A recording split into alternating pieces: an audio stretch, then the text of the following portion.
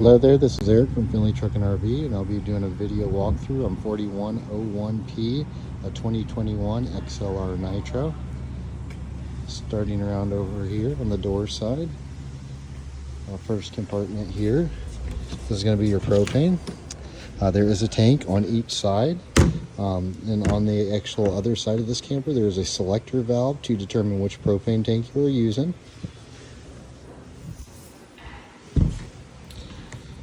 Next compartment door here. This is going to be a pass-through storage compartment.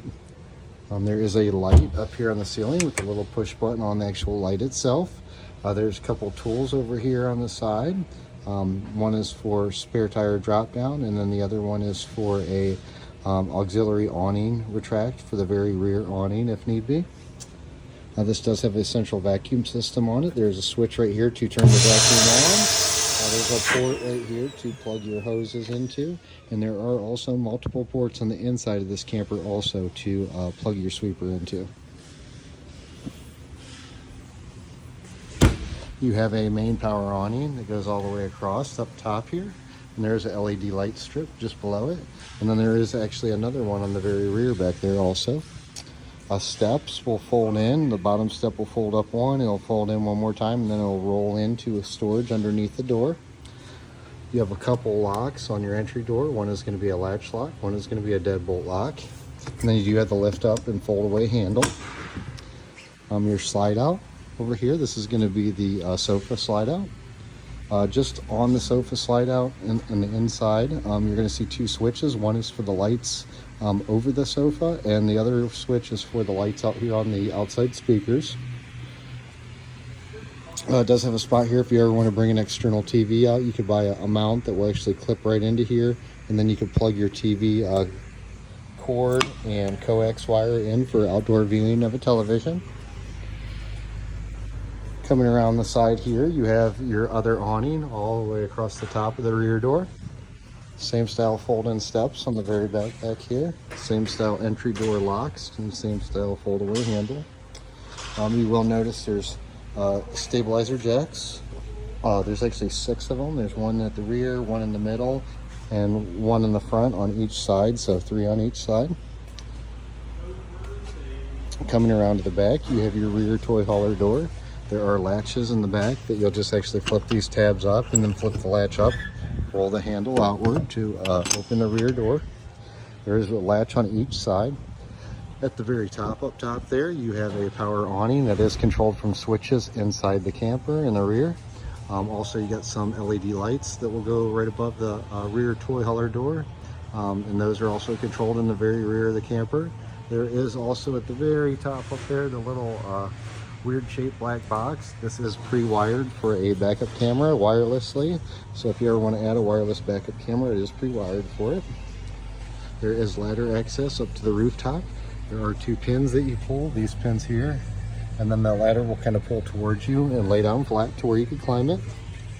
Over here, there's going to be an external switch to turn the fuel station on. The fuel station is located right next door to it. And in order to operate that, there is a timer switch you have to turn on the inside also in the main electrical panel. With all the other switches for the camper, you're going to see one that says like fuel pump on or fuel pump timer. You have to turn that one on first, then come out here, hit this switch, and then you'll be able to run the fuel pump here. This does have a tank that actually fuels the fuel pump, and the generator up front will run off the same fuel tank also. Again, here's your stabilizer jacks around the side here. You're going to have your main 50 amp short cord hook up here. This cord will turn to the left and pull straight out. When you go back in, go straight in, turn to the right.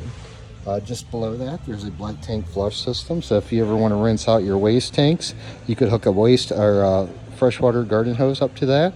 Make sure you have your waste drain valves open, and then you can flush the system.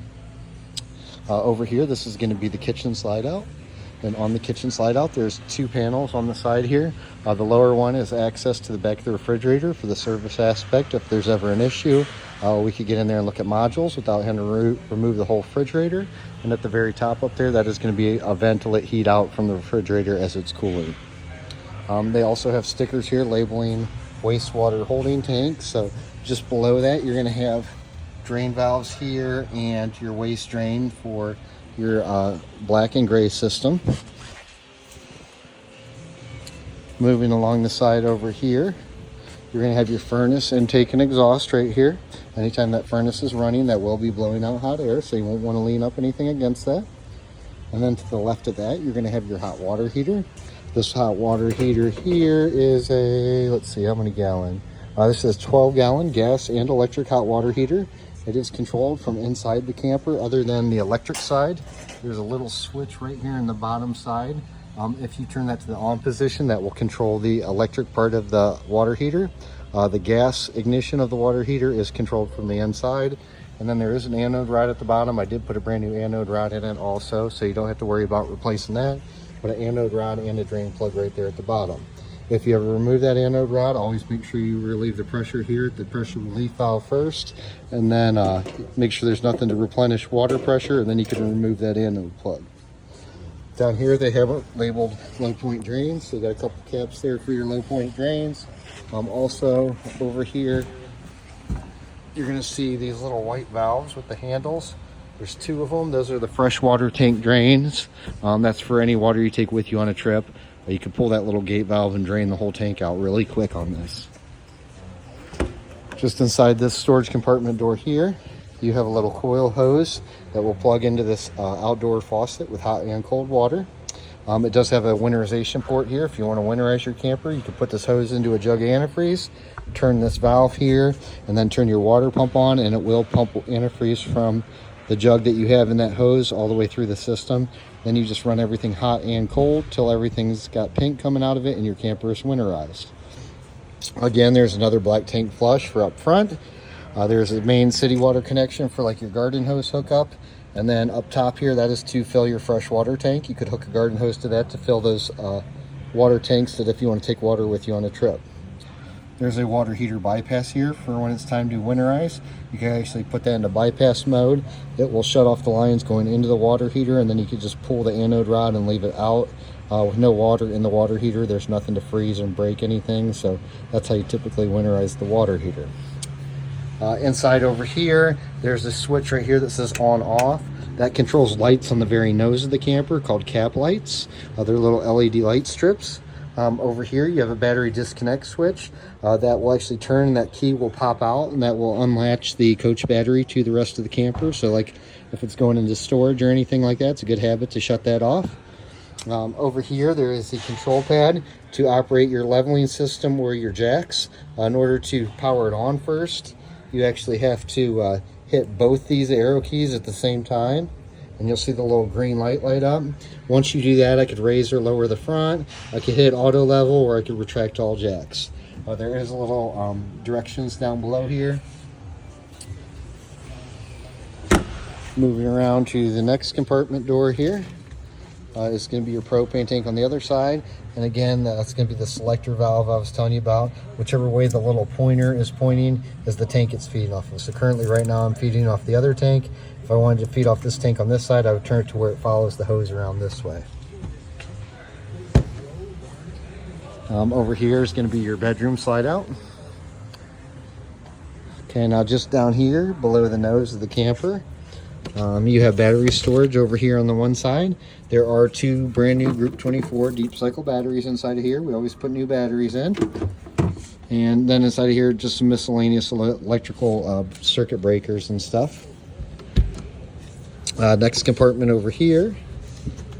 Let me grab the key here because it's locked.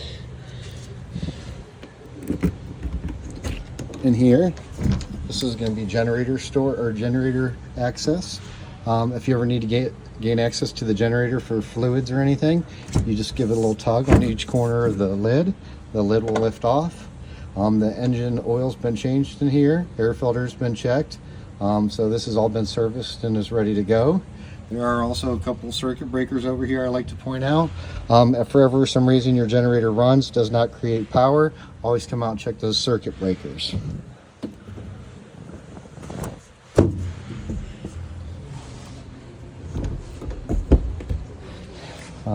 Just below here, there's another little LED light there with a little push button on the actual light itself. And other than that, these were those cap lights I was telling you about, the little LED light strips here, or LED lights I should say. Other than that, that concludes the exterior. I'll pick up with an interior video. Thank you.